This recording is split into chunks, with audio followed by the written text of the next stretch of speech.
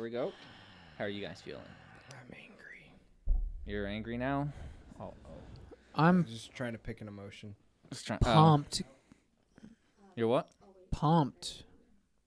No, you're not. I've never been more excited in my entire I can't do it.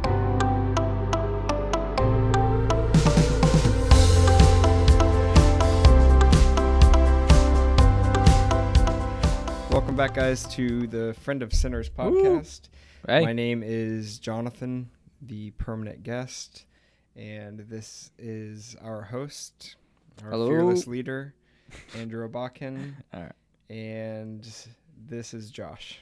That's all you got. Even better. Even This better. is Joshua Graybill, the best guest, the co-host.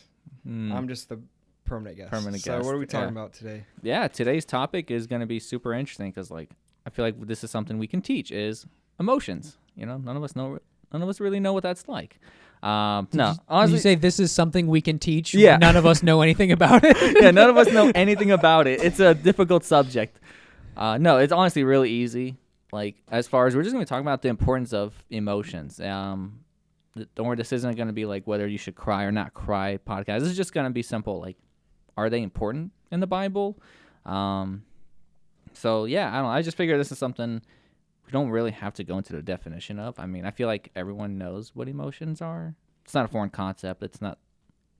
Why? You seem to All right. simplify it, and I'm like, I don't know anything about emotions. Yeah. You can ask my girlfriend if she's, hey, is Josh good at emotions? She'd be like, No. mm-mm. I mean, there's difference when sharing emotions, but I feel like we all just get it. We all know when we're angry. We all know when we're happy. We all know when we're sad. Those are like the only three emotions that exist, I think. Well, there you go. We just took the kids to see what's that movie? It's all about Inside a- Out. Inside Out? Yeah. Mm. Yeah, that one. That was great. No, there's so many more than that, and then Mhm. there's like the layers of like what I think that movie is fantastic for showing, like how there's multiple emotions in times, and how those are like they That don't is have to cool. be conflicting. Yeah, but they are technically conflicting, like the Mhm. happy sad. But it's Yeah. not just I'm feeling sad right now. Like there's mixtures in there, and Mhm. that are important too. And about me and my emotions growing up, I don't know much about them, and I was very, I think the word stoic used earlier is very much everything's fine. I'm good. Yeah. I'm perfectly content right now. But it never fluctuated much between like these 2 points. It was never Mhm. super excited. It was never super angry or anything. It was always just right there. Yeah. Because I would just cram everything down, which is not healthy. And so as I've grown up more and realized that feelings are a good thing and you should feel them, I don't know how to do that. So you're like, yeah, it's super simple. Everybody knows about feelings. I literally have a screenshot of a emotion wheel because I haven't brought it out in a How long should I time. be feeling right now? But no, I'm Yeah, like you just roll it. I'm feeling something. What is it? And I look at that. I'm like, that one. I'm that one right now. But I don't think it's always as simple as Yeah. I'm sad. I'm like those are good starting points, but then Mhm. as you grow, there's depth to each of those, and on the wheel they've got sad, and then there's micro categories of I'm just feeling melancholy or depressed or confused or whatever. There's like all these intricacies into it, and I think thinking through those and being able to see like, all right, I'm angry. Well, angry is a secondary emotion. So that generally means there's an emotion before it, which it clicks and it switches us into anger. So if you feel invalidated, Mm-hmm. you can get angry about that. Be like, why aren't you validating my feelings the way of this? Or if fair you're enough. feeling generally uncomfortable emotions, a lot of people will just click and switch into anger when anger isn't the primary emotion. It's originally Mm-hmm. this other feeling. But you don't know that if Yeah. you don't actually have a spot to be able to think through it or process through with people Yeah. or things like that. So there's more complexity than just Yeah. No, I think we kind of elementarized it. I don't know. I just kind of made it more like just jokingly, but like it does definitely get more complex. It's just as we grow, I feel like for most guys, we kind of like stuff it in, and we only feel like 3 emotions: angry, Mhm. sad, or happy. Like, and those like that's it. Like there's nothing else in between. But it's like it's something that should be natural. I don't know if it's just because of like I don't know. As you grow up, you said you used to feel like a little more. I don't care about not crying. Yeah. Yeah. Yeah. It's such a simple thing. But I am assuming my friend will never, ever listen to this. But my best friend in elementary school, he called me a crybaby and impatient and immature at one point in elementary school. And somehow that clicked in my brain and I stopped crying. And I did not cry more than, I'm going to go, this is a high number, is 10. 10 times as an absolute high between elementary school, whenever that was, and 21 years old. Jeez. And that was just because crazy. I switched and was like, well, men don't cry. Yeah. I don't cry. Yeah. And I think that plus things going on at home and then just societal norms that real men don't cry. Real men don't show things. Emotions Real or- men are just there, and they are strong and capable, and you don't need other feelings because you're fine. And I think that's kind of goes right along, like, as we're growing up, like, should we be feeling things or not feeling things? Like, you kind of grew up where, like, you just kind of have to, I don't know, suffocate it, put it down. You got to quench this. Like, you can't feel anything. And I think that's something that's common for most people. It's like, okay, I guess particularly for guys, like, hey, we're not allowed to be emotional, and we shouldn't be, so we can't, like, feel anything. And that kind of goes into like what you mentioned earlier about stoicism, I feel like. And I was kind of just like looking up a little bit about like stoicism, and I looked up the opposite, and it's libertinism. Do you want to explain stoicism first? Yeah. So as far as stoicism, I guess the more specific definition is, oh gosh, I had it earlier in my memory. It was something about like being able to have some self-control and not give into like more impulsiveness. So it talked more about just self-control. Like, you're not giving into emotions, but like we kind of more nowadays, like if you were to look up in YouTube, most stoicism is just about don't give into your feelings. But it means more than that, especially like earlier, if you were to look it up and research. The opposite being, and I don't know if I'm pronouncing it right, libertarianism? Anyways, it's more specifically about having this, just embracing this indulgence to your feelings. Whatever you want to do, you do, whatever makes you happy. So Sort of hedonistic. Yeah, exactly. And it's right along that word, hedonistic. And it's like, if you want to eat M&Ms because that makes you happy. But stoicism is more so like, hey, I don't care if it makes me happy or not. I shouldn't do this because for some reason you have that self-control, or you kind of look at it from a different perspective. That makes me think of like the opposites of analytical and emotional. Like Exactly. Yeah. Okay. Yeah. And so, I don't know, but like as far as like today, like I've just kind of like had this different view of stoicism, because I felt like at first it's like, okay, this is such a solid and good thing. Like, hey, just be logical and ignore every emotion. But it's like, without any emotion, like, we're not motivated for anything. Like, I don't know. I just feel like between like stoicism, like, imagine you're so logical, you're so like emotionless that you're at your wedding and someone asks you, hey, why are you getting married to this girl? And you're just like, well, she has really good credit score. And it like, just makes sense. it just makes sense. And like, boy, you should see her 401k plans. This girl is solid. And it's like, dude, that is the stupidest reason to ever get married to somebody. It's mostly just for emotional. Like, I love this person, or I've grown to care about this person, or how this person makes me feel, and all these things.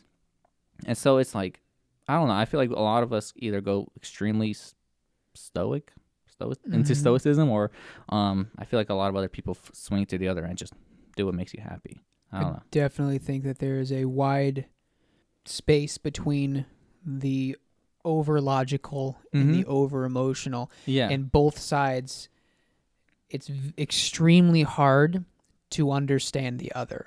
At least I'm going to say for me, yeah, absolutely. Like, I've had a lot of conversations where we're talking about, well, this made me feel this way. And I'm like, yeah, but this is what happened. and this is the way it should go because of this fact. And these are facts. I'm telling you. Yeah. It makes sense. Like, but this is how this made me feel. I'm like, you shouldn't feel that way Yeah.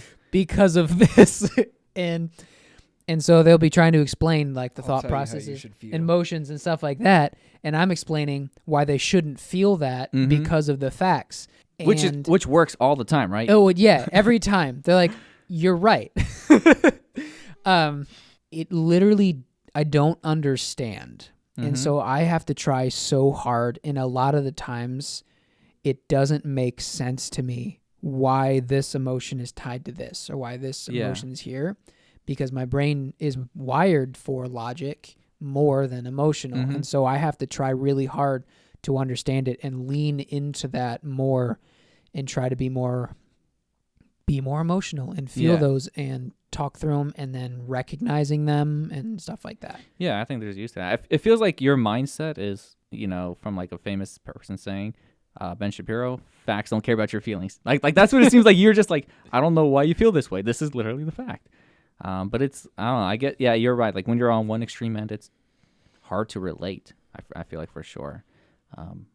And I feel like I'm growing in that too, in the same way. Like I'm just like, why, why the heck does your emotion matter? Just do there's problems right there. Just solve it. Do X, Y, and Z. Which isn't healthy. Which we have to have the in between. Like if you don't have emotions, you don't understand what's happening with the facts or in relationships, which we are called into relationship with to love people, and you can't do that without feelings or compassion or empathy or all these things. But if you have just feelings, you go down a very bad rabbit hole. Yeah, and so both ends are extremely bad. With I don't know about extremely bad, but both ends fall short in some way. Right. If you're too logical, you just don't care about having any compassion or having any feelings, and if you're all emotion, you're just gonna be doing the same stupid things. I don't know. You're just gonna be like, I don't know, like. It made me think. I remember someone. I don't know if this was you or someone else sharing this example where like, there was these girls driving together, and one of the girls was like driving in the car, and she sees like this rabbit crossing the road, and she swerves off the road and like literally almost hits a tree, and it's like, you literally almost killed us just to save a rabbit, like you literally almost got us killed, and it's like, you give into that emotion where you could not possibly kill that rabbit, that you'd rather. Put yourself in danger. So it's like, if you're too emotional, you swing too hard in that way. Let's go into like, what does the Bible say? What is like now? Like we talk about emotions. Like, I mean, we're a Christian podcast. Like I don't know. I feel like we should probably look into what the Bible says about this stuff. Can I start with something that was really interesting this morning? Go for it. That the Bible does not say. And I'd never really thought about it, and then I'm thinking through my drive to work this morning. I'm like, why is that? Is the Bible never talks about like Jesus laughing or like smiling at things? And I'm like, why not? Like, why wouldn't you focus on those things? Like it talks, like one of the most easiest verses to memorize is Jesus wept. So he cried. And then there's a part where he's flipping tables because he is righteously angry at what people are doing in his temple. And so he's got anger, he's got that, and people generally go to, in the Old Testament, like God's full of wrath and he just wants to zap people and stuff like that. But I'm saying more Jesus. Why do you think that's not in there? And do you think he did laugh? Do you think he was a funny guy? I would have to feel like he did have some moments of laughing. Like, I don't remember which verse, but it's talking about like he endured the suffering of the cross for the joy that was set before him. Like he had some hope of joy ahead of him. Like he had to have some of that, and like it talks about his joy he gives to us. So he had to have joy. But then that goes into the whole topic of like joy and happiness and the difference. I don't know. I don't imagine him doesn't laughing. think there's a difference of joy and happiness. I know, right? Not in the Bible. Not in the Bible. No, but I don't think Jesus was smiling or laughing going to the cross. No, for sure. We just recently went over I'll Gethsemane. tell you why I think. Just off the cuff, hearing you, I think God set it up that way because, and we get things like Jesus wept and him being grieved and sorrowful in the Garden of Gethsemane, right? I think because more than laughing, we weep. And we suffer and we struggle, and he so relates to us and came so much to us, and identifying with us, that we see the emotional life of Christ in that he wept. And I don't know, maybe that's it. I don't know. It's just something off the cuff. Like, I think we have that because he identifies with a broken world. Do you guys know that it's made me think of teddy bears? Like, originally... All right. It All right, no. Hold on. All right. Connects. Let him cook. connects. Let him cook, Jonathan. Let him Like cook. the broken world, the Garden of Gethsemane. Did you guys know teddy bear? That originally, when they were designing like teddy bears and stuffed animals and stuff like that, they were making them like smile. And then if you look at teddy bears, they don't really have an emotion on their face. It's just like Really? a mouth there. And that's so that when kids were playing with them and like talking to them and stuff, that they could like envision them to feel whatever that they needed them to feel at that time. Huh. And so that they would connect with them better. So it made me think of that. So like Jesus is a teddy bear. Jesus is a teddy bear. Yeah. That's pretty cool. But that he doesn't really show much except like kind of what you're saying of But him I think he connecting with definitely us. laughed. Mm-hmm. I Well, think the he joy of the laughed. Lord is our strength, or Yeah. something like that. And love, joy, peace, patience, all those are the fruits of the Spirit, which are from God. So, He probably was pretty funny. well, and he's sarcastic. You can see that in Job, which Oh is fun. yeah, for sure. And he's got a little bit of that attitude. Mhm. I don't know. I as far as like, I've tried to like look. I would like reading Spurgeon, and I feel like when he just talks about like the Christian walk, we have this balance in our emotion between body, mind, and spirit, and like how all these three kind of intermingle with each other, and they kind of create the emotions that we have, whether it's laughing, whether it's sadness, and like, you know, if like he just talks about like, I don't know, some people like to over focus on one thing, that like, hey, you're only sad because it's in your mind, or you're only happy because it's in your mind. And Spurgeon kind of describes how like sometimes if your body's healthy, it's much easier to laugh, it's much easier to enjoy things, and maybe the reason why you're sad is because you're not running. Mm-hmm. Actually, no, that's a lie. I hate running. That's I hate it. That's a bad example. But like, I don't know, like sometimes we're just in a bad place because of just we're not there spiritually, or we're just not, and we're in a weird place.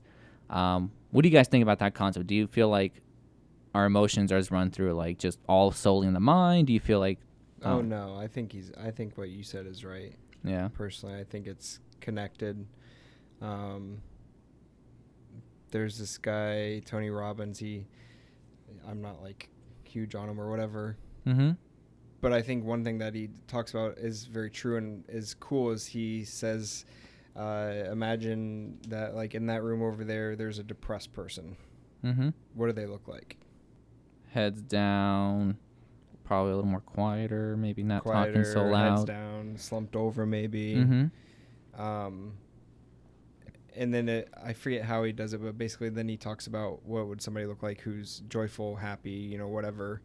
And basically he talks about how you can change your state, change where you are, and you will have an impact on what you're feeling, your emotions. And I don't think that's true, like, bar none, 100% of the time works. But I will say this is weird. I struggle with depression, as you guys know, and the best way for me to describe it is I kind of call it like my black dog. I've talked to you about that before, where I feel like if I'm feeling down or there's a slump, that it's like this black dog just comes and stays with me or whatever. And as it gets better, he's further away or whatever. I felt like just yesterday, I felt like I could hear him coming down the street. Oh man. Right? It felt like it was coming. And for whatever reason, I was like, I haven't worked out for a while. I told Melissa, I'm like, I need to go work out. I need to like go sweat. And I just like killed myself. literally that night I was feeling better. Mm. So like there I believe with our chemicals and physiological, Yeah. everything's connected. I think. All that's connected with each other. I Yeah. agree so for sure. And I looked up a couple of verses, and some of them just kind of like help connect that. Like one of the examples is in Proverbs 17:22. A merry heart does good like medicine, but a broken spirit dries the bones. And it just talks about like just being happy, just having, you know, like good in your mind is literally good for your body. Is like literally helping, is healing you. Mm-hmm. They say laughter is the best medicine, you know, things like that. And so it's just kind of interesting how like these all affect each other. Mm-hmm. And I guess it in reverse way, you know, just working out, just getting all that endorphins and Well, if you look sweat. at people that are under immense stress for a long time, mm-hmm.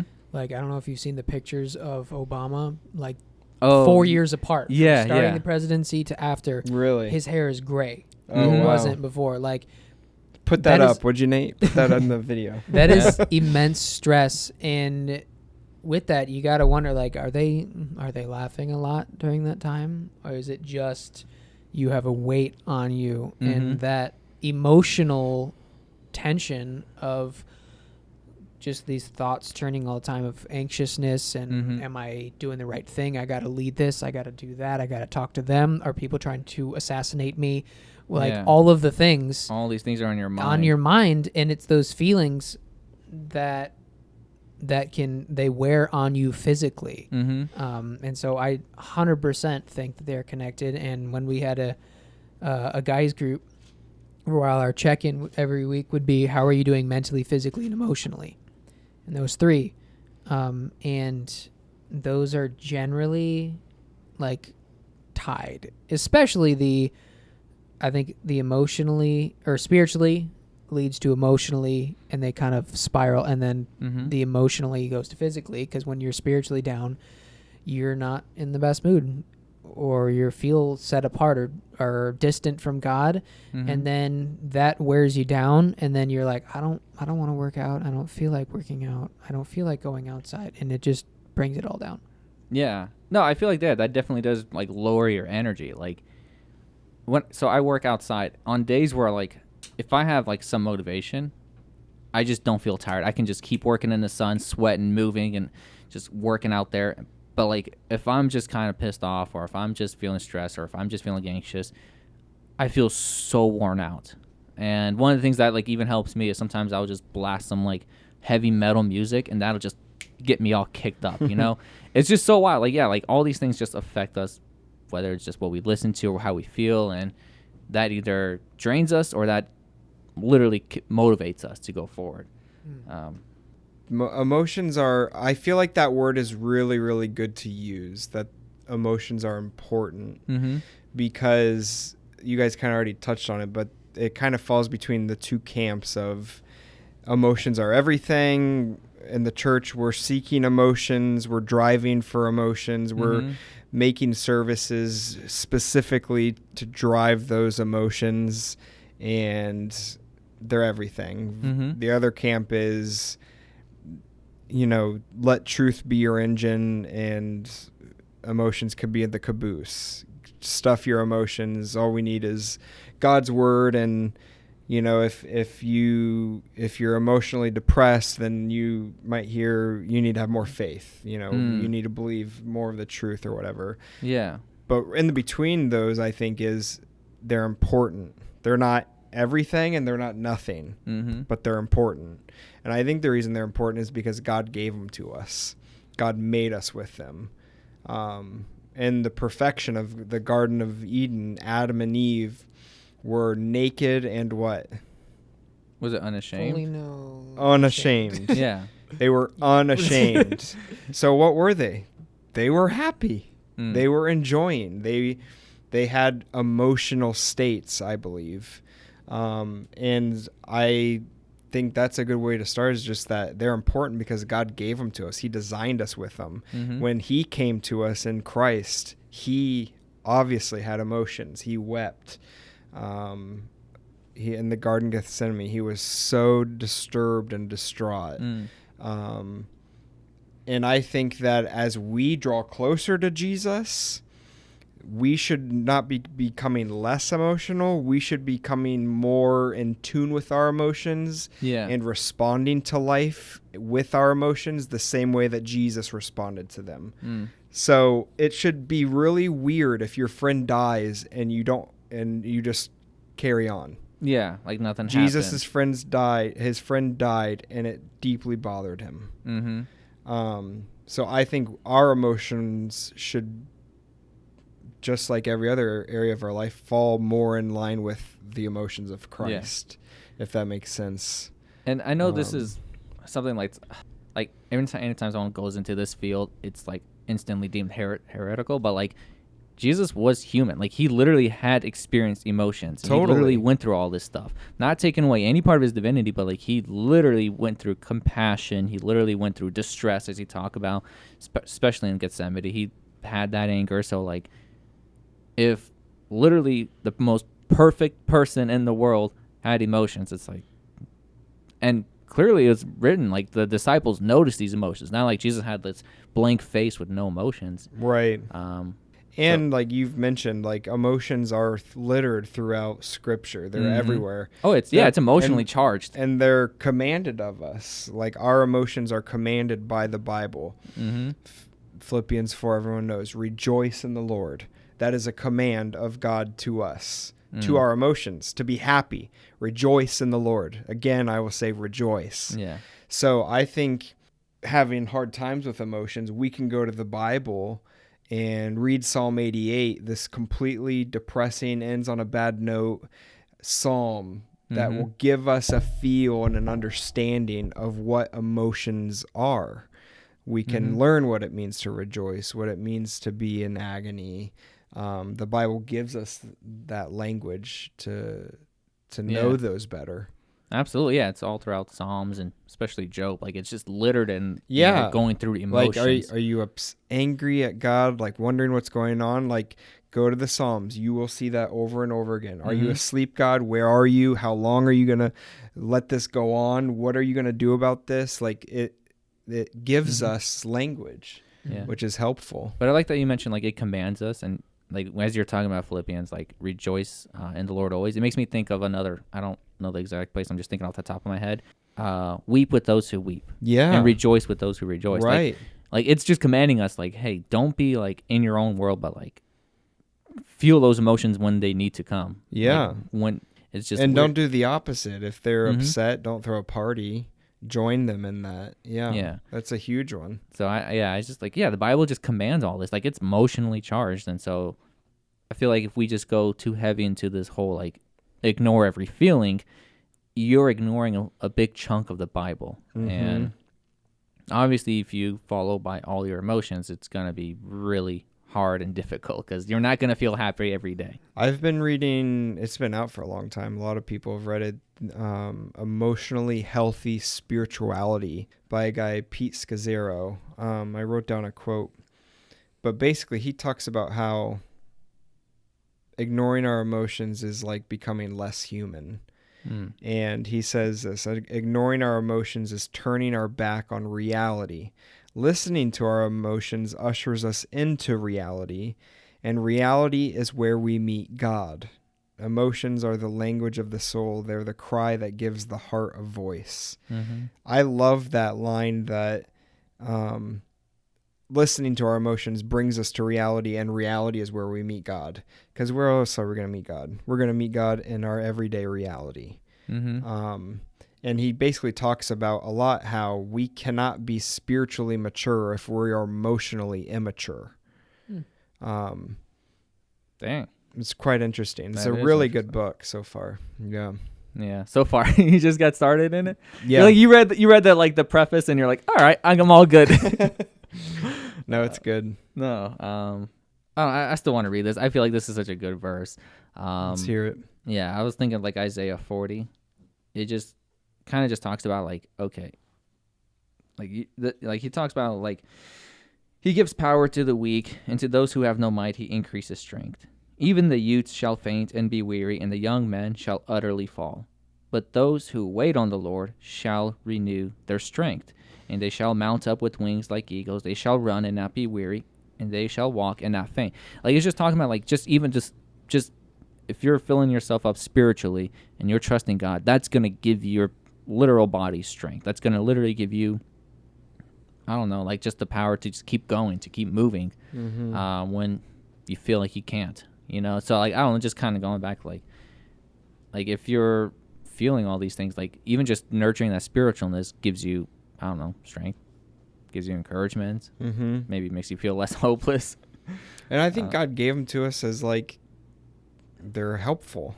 I was told that they're like the check engine light. Yeah. Like, it's not. It just shows you that there's something there that you should look at and check into more. So to say, to, like, for when people are like, emotions are terrible, stuff those, it's like, I'm just going to put black tape on my check engine light and let this engine die. Right. And Well, emotions unchecked will lead Right.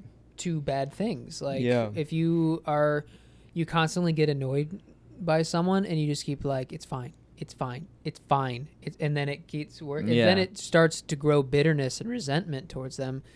And if you're not allowing it to have it and think like, okay, what frustrated? Why did this situation, why did this thing that they said frustrate me so much? Actually, I have an example of that with a friend. Good friend of ours. This was Me? a while ago. No. Oh, sorry, you said good friend. Nate's my best friend. A few years ago, I was talking with a friend of mine, and we were just talking about work. And I had a really frustrating day at work, and the friend mentioned something about how his job was just so much harder than mine. Something to that. That's how I heard it, and I just was instant like, "What?" And it pissed me off, and so I'm like fuming as I'm driving home, and I'm like, "How in the world? Why would he say this? Like, he doesn't even know what I do," and like just like talking to myself. And then I was like, God had this thing where he's like, he clicked my brain, and I'm like, you know what? Why am I this angry? Like, I shouldn't be that mad at something. And so I was like I started, and I was actually thought back. I was like, what caused this? Why am I so pissed at this thing that he said? And I, in that processing time, he actually texted me. He was like, hey, I shouldn't have said that. I'm really sorry. And so that helped. But I realized the reason I was so frustrated by what he said was because earlier that day, I was just talking to somebody about how I felt so underappreciated at my job. I'm like, I do so many things that my boss doesn't realize, and I have so much responsibilities and all these things, and I was realizing how hard my job was. So for somebody, after me thinking that my job was really hard and I had so much stuff, for somebody to just devalue that and be like, yeah, you barely do anything at your job. Oh, yeah. That made me feel so undervalued. And like I said, anger is a secondary emotion. So realizing that, I was like, oh, that's it. And so I actually was like, hey, I'm coming over. And so I went over, and we got to talk it out and be like, hey, this is why I was really frustrated by this is what you said. And I realized it was because of this. And he was like, I also had just had a really trash day. I shouldn't have said that. I'm so sorry. And we ended up having a great like meeting and resolution to it. And I loved that interaction that we had, that we were able to both come together, realize, you know what, I did this, I'm sorry, I did this, I'm sorry, and we're great friends. And to be able to have that processing, though. Sounds You like should work harder. I was literally just thinking, like, you know, I was going to say, yeah, my friend literally did the same thing, but worse. You know what I wanted to say, though, too, not really in regards to that, but just to be sure I say it, is while we should let the check engine light like lead us in those ways, or at least notify us, emotions make for really, really bad leaders. They shouldn't be what lead us. I think there is some truth to say, let the truth of God's word and who God is, and let that be your leader. But don't let the emotions just go away, but don't let them lead you. Yeah. Because they'll lead you in terrible places. Well, they talk about that all the time, about like, the Bible talks about how the heart is deceitful. Yeah. And I don't know how to spell deceitful. No worries. Oh, just that's a movie. autocorrect. It's a movie from 2004. The heart is deceitful above all things.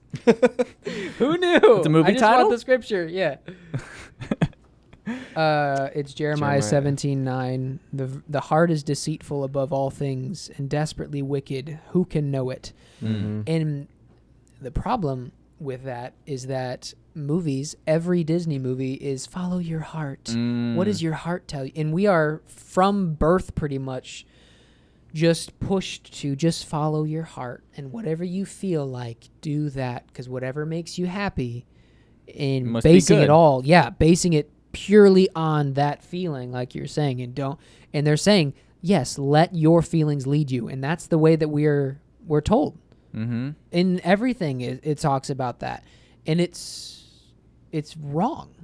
It's No, not for right. sure. Yeah. Yeah. It leads us to do all sorts of stupid things because I don't know. Like one of the things is like if I'm like some people would like argue like if it feels right or if it feels good, then it must be the right thing to do. Except it doesn't feel right for everybody. That's where But like also, a lot of stuff comes from. eating McDonald's makes me feel really good, but it's probably not good for me in the long run. I don't know. Well, the people that say do whatever makes you happy, it frustrates me because then there's people that take that and they run with it. And then Mhm. that's where you get pedophiles. That's where you get rapists and serial killers because they're like, I enjoy doing this thing. Yeah. And it makes me happy. And I was told that I should just follow my heart. And my heart says, I'm going to murder that person because I like it. Mm-hmm. And that's what that that leads to that, but Yeah. but that's where it can lead, is it leads to things that are not biblical. And you can even go to small things like what the world would call small things of I really enjoy sex outside of marriage. It's a small thing, but it makes me feel good. Mhm. And so I want to do that. And the world would say that's normal. That's just okay. But it's not, because God says it's not, and that's out of the boundaries of where it says, but your heart is telling you to do that. Yeah.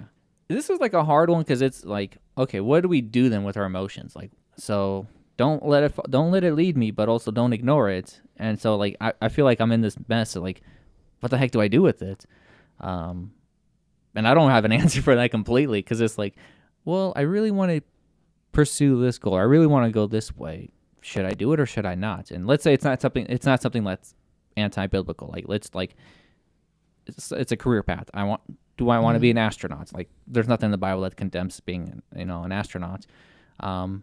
Is it right or wrong to follow that? I don't know. Like how do you guys navigate things that aren't necessarily like anti-biblical? How do you navigate what you should or shouldn't do? I don't know if that makes any sense. Well, I don't think it needs to be like emotionally charged. I just think but I do think like the emotion of I like this more than I like that, then okay, go do that if it's not sinful or wrong. Yeah. No, I don't know. I feel like that's kind of simple, but like it's always hard because there's not always like you don't always know if it's wrong or good to do a certain thing. It's just like, what do I do? I don't know. I was just kind of like looking and thinking about it as far as like, what do we do with our emotions all the time? Because I'm not too very experienced with that. So I'm like, I just kind of like, I think of it logical, but also like, it's kind of depressing to do everything logical. I feel like if you're going to talk about what to do in a situation, the example should be something to do with relationships. Like within a friendship, we'll say, like we'll go with my example. Somebody said something to me that really, really frustrated me. And to go the just straight emotional route, you'll just be pissed and just be pissed at them for a while, be really frustrated, or I don't know what to do. I don't know what super emotional people would do with that. Flip just out. kind of I don't know. stir in it, and then it just builds resentment, kind of like what we were saying, if it's never brought up and done anything with. If the purely logical one would be, well, they just said this, and they said it because this happened earlier, and so that's just something that people say when they're angry, so I get it. They didn't mean that, but we're going to move on. And I don't need to let it make me angry because that's not really helping anybody. That's illogical. But the happy, the in between is feeling the emotions. Like, all right, I'm feeling. Watching a movie, I'm feeling really sad. This movie makes me sad. Well, like you said, at a death, I should feel sad. This is a good thing to feel sad about. Like, to experience the stages of grief. They say, like, you need to go through those 5 stages because it's healthy to be able to go through it and, like, I feel this way, recognize it. Why is it there? Enjoy it. And then be like, all right, I felt it. I can move to the next thing. They did that in Inside Out. Like with I haven't watched this. what's couldn't help you. the elephant? The candy. He's like cotton candy elephant cat thing. Whatever. I don't remember. Well, the sadness came in, sat with him. You got to sit with sadness and just be sad and feel those emotions and cry, and then you let it out. You're like, all right, I'm ready to go now. I can do the next thing. But to experience it, recognize it, be like, all right, now I can move on from it. Yeah. I was kind of along the lines. I was listening to someone recently. Bing Bong. Bing Bong. That was his name. Oh, Sorry. okay. I don't remember his exact name. I feel like it was like Dr. K. I don't remember his exact name. But he was just talking about like especially nowadays, modern technology, we don't feel our bad or negative emotions, and we're supposed to. And he kind of made an example of like every time we feel bad, pull out this technology. You know, we hit that dopamine when we're sad or angry, and we never get the chance to feel those negative emotions. And he just kind of alerted that, or kind of contributed that to like, hey, this is why people are so depressed and stressed, because we don't know how to handle these emotions. We steer away from it always, and we don't know how to cope with that. And so it was really interesting just learning how like negative emotions suck, but we need to deal with it properly.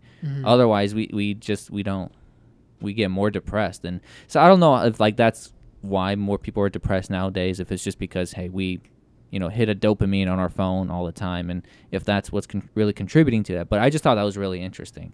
Kind of going with what you're saying. And Jesus says to weep. Like he says cry.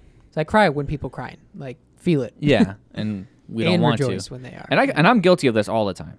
I'm like on my phone constantly. If we're in our car, we're playing music. We're not sitting there in the silence thinking our own thoughts. We don't want to deal with our own thoughts, so or our emotions. So yeah, I think we're definitely all guilty of that. So just real quick, do you guys have anything like, as far as in the Bible, is there anything that kind of helps you understand emotions or navigate? Like, is there a certain story or something that like makes you think like, okay, it's probably okay to go through this emotion, or it's probably, I don't know. Like for me, one of the things I'll just give you guys a minute, but anyways, for me, like I just kind of like, I like in 1 Samuel, very first chapter, it's about Hannah, and she basically was barren. She's unable to have a child, and the great husband that she has goes like, hey, am I not more than enough? Like, you don't need no kids. Am I not enough? Great comforter. But I just find it so interesting that like this suffering, this burden, this thing that she was going through motivated her so much that she went to the temple and she started praying, it said she poured her heart out to the Lord, and she wept, and like even the priest is looking at her like, yo, this lady's crazy. She's probably drunk. She's drunk. Yeah. Because she's praying so much. Because she's praying so weird, and he's like, this lady is just weird. And she's like, no, I'm not drunk, And like it just said like she said she poured out her heart, and then she left there no longer sad. And I just think like it's so interesting, and like and later God hears that and He answers that prayer, and she has, and like I think it's in the second chapter, she has like this joy in this poem, and I'm like, I love that.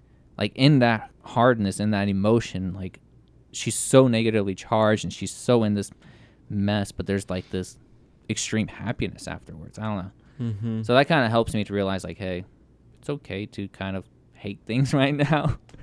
It's okay to go through depression, as you're talking about, Jonathan, like when that dog comes in. I don't know. God's going to do something at the end of that. So I don't know if you guys have any kind of encouraging stories or anything like that for anyone.